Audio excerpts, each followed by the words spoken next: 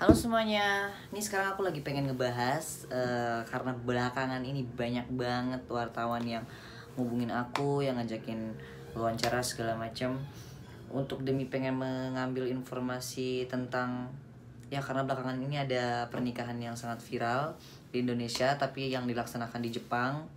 Terus jadi wartawan-wartawan dan mungkin masyarakat Indonesia pada kepo. Makanya wartawan banyak yang ngubungin saya untuk agar saya ngasih informasi ke mereka tentang masjid dan pernikahan di Jepang. Awalnya itu aku dihubungin sama salah satu wartawan, beberapa sih sebenarnya, bukan salah satu lagi. Jadi aku disuruh candid, ya aku bilang aja, gue rajin banget ya gue candid pernikahan orang yang gak, yang memang lagi pengen tertutup dan pengen, maksudnya pengen tenang kali mereka ya. Jadi menurut aku, jadi ngapain juga aku harus candid, aku harus kesana gitu kan, males gila kan. Sorry tuh saya, gue juga sibuk di Indonesia jadi maksudnya ya lagian juga bukan urusan aku juga gitu. Aku sih yang penting semuanya bahagia, ya aku juga ikut bahagia dan aku juga ikut mendoakan semoga bahagia terus gitu. Nah di sini aku lagi pengen ngejelasin nih, kan banyak ditanya emang masjid Cami itu seperti apa sih dan di mana sih, terus Evelyn pernah kesana apa enggak sih gitu kan, banyak banget pertanyaan seperti itu. Jadi sebenarnya aku masjid Cami itu aku belum pernah kesana karena memang di Jepang itu memang di kota-kota besar biasanya sih ada masjid. Tapi kebetulan tempat tinggal aku sama orang tua aku itu berada di Osaka, bukan di Tokyo. Jadi masjid Cami itu adanya di Tokyo. Jadi jujur aja aku belum pernah kesana. Dan memang aku ke Tokyo juga jarang karena aku kurang suka yang terlalu kota banget gitu, karena rame banget, padat. Apalagi sekarang banyak turis-turis yang udah gampang masuk ke Jepang.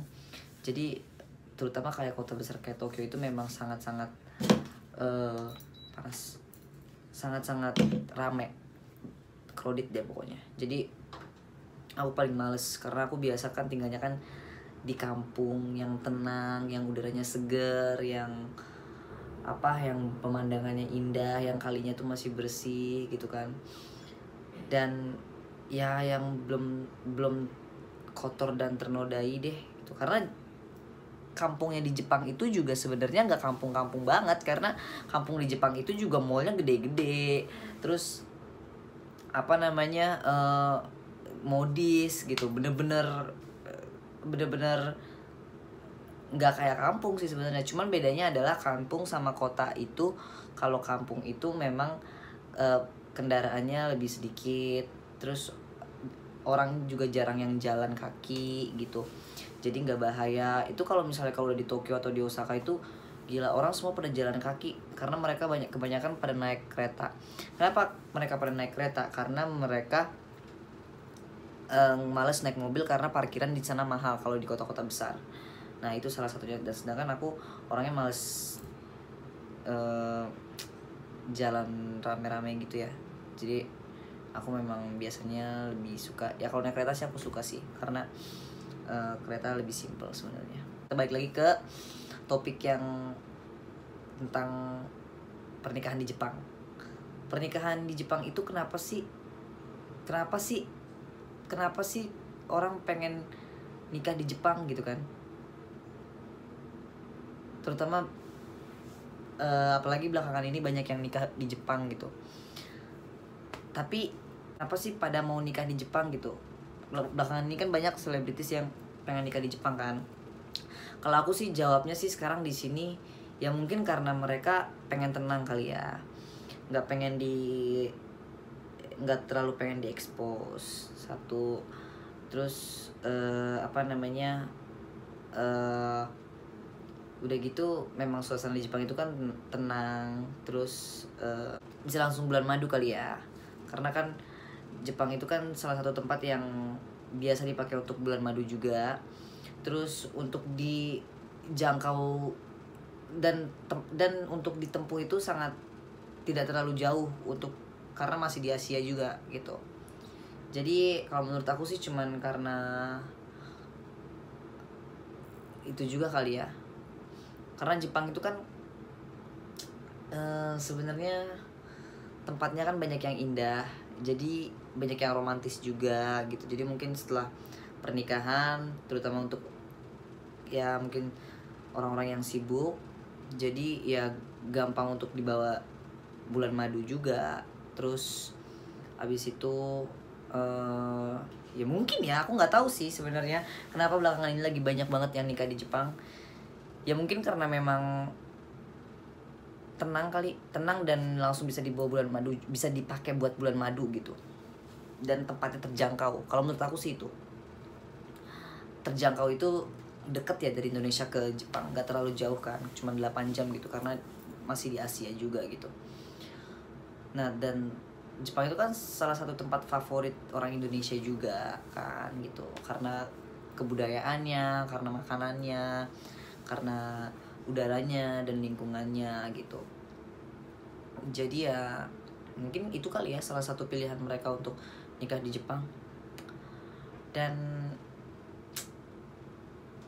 kalau orang yang kepo juga mungkin rada males-males gimana gitu kalau ke Jepang, karena kan biaya transportasi di sana dan untuk terbang ke sananya juga kan, untuk penginapannya juga kan butuh biaya gitu.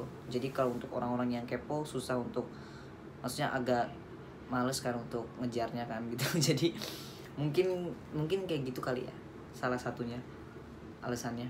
Nggak tahu juga sih, aku nggak pernah kepo. Tapi memang dan juga ada yang nanya kan, kenapa biaya di Jepang itu pernikahan itu mahal apa enggak sih gitu. Kalau biaya pernikahan di Jepang itu jujur aja mahal. Teman aku kemarin nikah di Jepang sederhana banget, itu minimal orang tuanya itu udah nyiapin uang sekitar 500 sampai 700 juta. Itu sederhana banget dan biasa banget. Yang diundang juga paling teman-teman deket doang kok gitu, apalagi yang mewah gitu kan. Tapi memang di sana itu kan kenapa mereka pada bisa untuk merayakan itu, karena mereka itu sudah mempersiapkan segala sesuatunya dari awal. Jadi di sana itu ada asuransi yang namanya asuransi pernikahan. Jadi mereka itu dari kecil, entah orang tuanya entah dianya sudah masukin itu ke asuransi, agar nanti ketika nikah itu uang itu bisa dipakai buat menikah. Itu salah satunya. Nggak semuanya sih, tapi banyak yang seperti itu. Atau enggak orang tuanya sudah menabung dan untuk hadiah anaknya menikah, yang nanti orang tuanya bakalan ngasih apa yang mereka sudah tabung buat anaknya. Itu hadiah terakhir mungkin bagi mereka ya, karena istilahnya ya melepas tanggung jawabnya mereka lah sebagai orang tua. Karena kan kalau udah menikah kan sudah lepas dari kakak orang tua, dan ya sudah menjalankan kehidupannya yang baru kan masing-masing gitu. Jadi kalau dibilang mahal, memang di Jepang itu pernikahan mahal. Tapi kalau misalnya aku lihat kemarin, ya kita kan nggak tahu ya, mungkin untuk pas pernikahannya mungkin memang di Masjid Jami, tapi kan mungkin kayak entah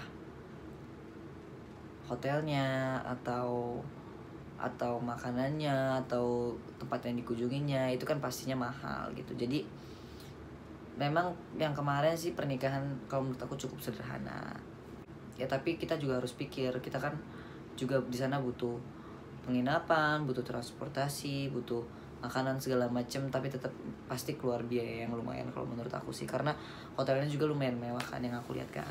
Katanya nikah di Jepang emang gampang ya untuk orang warga Indonesia katanya.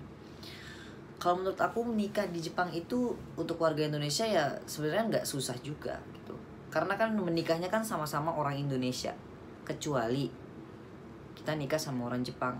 Itu mungkin kita harus ada laporan ke KBRI Indonesia yang ada di Jepang. Terus orang Jepangnya juga harus datang ke Indonesia, harus laporan ke kedutaan besar Indonesia, kedutaan besar Jepang yang ada di Indonesia. Jadi itu mungkin agak ribet dan butuh proses, karena kan ada masalah visa juga kan. Nanti kan istrinya kan dapat visa dari suaminya yang orang Jepang dan segala macam. Tapi kalau misalnya sama-sama orang Indonesia, kalau menurut aku nggak sesulit itu, karena di sana kan ada KBRI. Duta Besar Indonesia. Jadi kita tinggal lapor ke sana dan kita minta izin untuk menikah dan ijab kabul di Tokyo. Itu sangat memungkinkan dan sangat ya nggak bukan hal yang mustahil gitu. Jadi ya menurut aku sih bisa-bisa aja. Ya kira-kira itu harga hotelnya berapa sih? Aku nggak tahu. Jujur aja aku nggak tahu harga hotel yang di nginepin kemarin itu, aku jujur nggak tahu di situ. Tapi setahu aku memang rada mahal dan apa namanya ya memang hotel mewah ya, kita bisa lihat. Tapi di Jepang itu memang semua hotel mewah sih kalau menurut aku, karena semua hotel mahal ya kalau di Jepang kalau menurut aku tuh. Aduh, aku pernah punya pengalaman satu orang di sana itu bayarnya itu bukan per kamar tapi per orang. Mau kamarnya sekecil apapun, kalau misalnya kita bisa masuk berdua, misalnya kita satu kamar berdua, itu hitungannya itu 2 orang. Dan satu orang itu paling murah itu 2 juta lebih. Itu kamar yang kecil banget, yang dari tempat tidur bisa ngeliat ke WC. Itu aja paling murah gitu.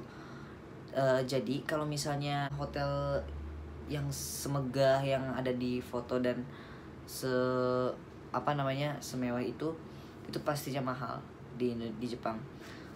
Kalau perkiraan aku sih, aku nggak tahu ya, di atas 10 atau 20 juta kali ya sehari. Mungkin, aku nggak tahu. Karena aku kan di sana ada rumah, jadi aku nggak pernah sampai harus nginep di hotel.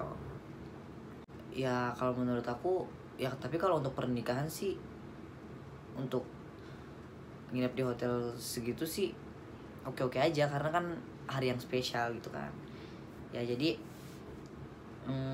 mendingan kita doain aja yang terbaik buat semuanya. Dan aku di sini cuma pengen ngasih informasi karena banyak banget yang nanya ke aku, jadi aku pengen berbagi informasi aja sih. Thank you.